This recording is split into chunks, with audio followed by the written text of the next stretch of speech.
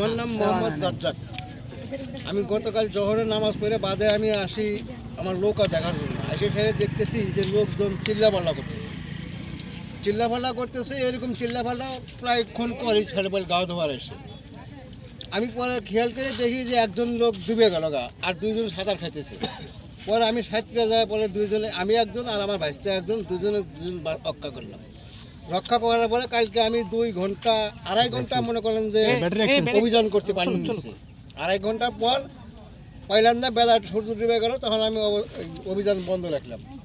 বন্ধ রাখার পরে ওনারা বললো যে আমরা ফায়ার সার্ভিসে ডুবারো নিয়ে আসবো। ফায়ার সার্ভিসে ডুবারো নিয়ে এলো, নিয়ে আসার পরে ওকে লোকেশন দিলাম, ওরা নিচে নামলো। 2 ঘন্টা চেষ্টা করার পরে ওরা ব্যর্থ হলো। ব্যর্থ হওয়ার পরে আমাকে নামাই দিল।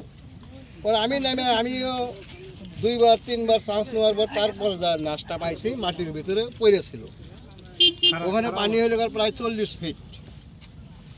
আর ওইটা ছিল এলাকার ব্রিজের পূব পাশে মনে করেন একটা গর্ত আছে, গর্তের মধ্যে জমে আছে। একটা মিনিট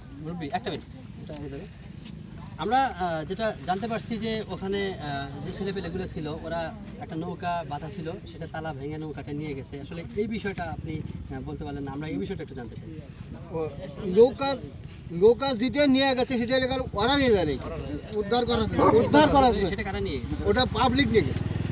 পাবলিক লোকজন মনে করেন ওরা যখন একটা মাঝখানে ভেসে যাচ্ছে, তখন পাবলিকে মনে করেন নৌকার টাইনে তুলে নিয়ে মনে করেন যে বইটা বেড়ে যায় ধরবার গেছে, পায় নিয়েছে।